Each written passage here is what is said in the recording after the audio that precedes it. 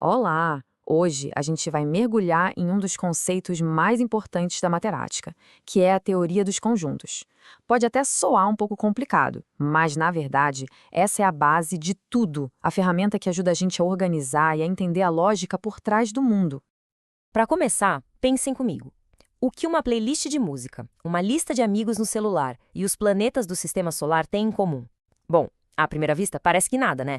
Mas, para matemática, todas essas coisas são, no fundo, a mesma coisa: uma coleção de itens. E é exatamente essa ideia que a gente vai explorar hoje. E o nosso caminho vai ser este aqui. Primeiro vamos entender o que exatamente é um conjunto. Depois, como a gente pode representar esses conjuntos, que tipo de operações dá para fazer com eles, como os diagramas ajudam a gente a enxergar tudo isso e, claro, por que isso é tão importante para a lógica. Então, vamos lá. Começando pelo básico do básico. O que é um conjunto?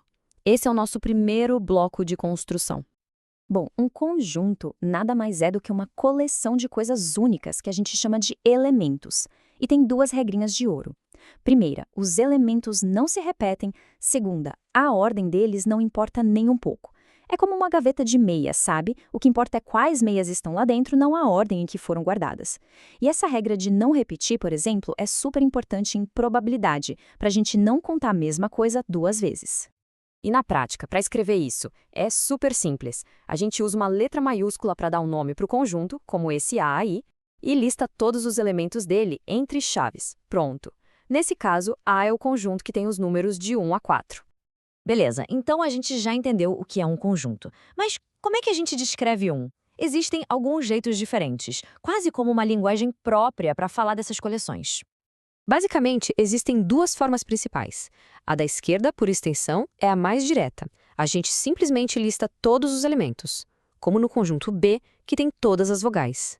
Já a da direita, por compreensão, é um pouco diferente. A gente não lista, a gente descreve uma regra, uma propriedade. O conjunto C é o conjunto de todos os elementos x, tal que x seja um número par menor que 10. Um jeito mostra, o outro dá a receita. E tem ainda uma terceira forma, que é visual e, olha, é muito poderosa. Os diagramas de Venn. A gente já vai ver como eles funcionam, mas é com eles que a gente consegue literalmente ver como os conjuntos se relacionam. Certo. Agora que a gente já sabe o que são os conjuntos e como representar, vamos para a parte mais dinâmica, o que dá para fazer com eles. Chegou a hora de colocar os conjuntos em ação. Para deixar tudo bem claro, a gente vai usar esses dois conjuntos aí como exemplo daqui para frente. O conjunto A, com os elementos 1, 2 e 3. E o conjunto B, com 3, 4 e 5. Reparem bem que eles têm um elemento em comum, o número 3. Isso vai ser bem importante, guardem essa informação. A nossa primeira operação é a união. O símbolo parece um U, fácil de lembrar. A união é basicamente juntar tudo. É formar um novo conjunto com todos os elementos que estão em A ou em B, ou nos dois. A palavra-chave aqui é ou.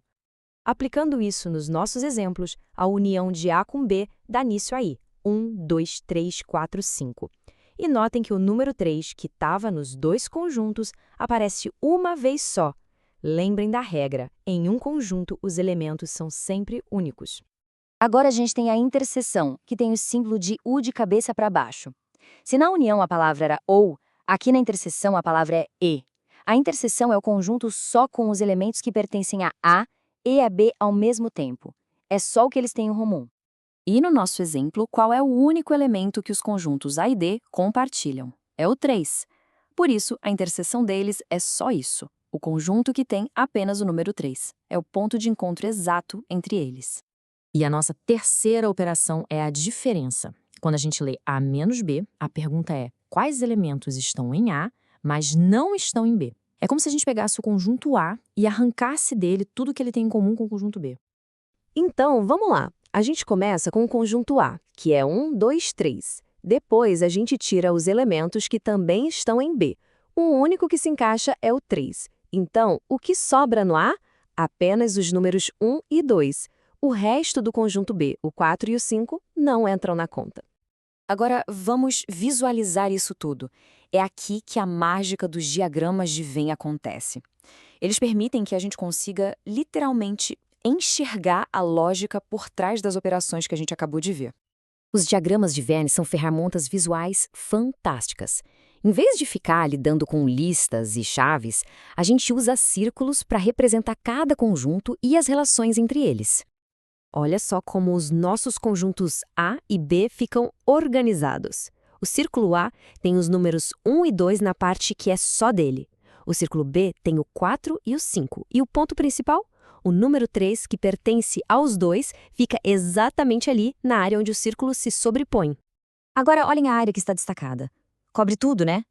Todos os elementos estão aí, 1, 2, 3, 4 e 5. Essa imagem é a representação perfeita da união. É a combinação de tudo que está nos dois conjuntos.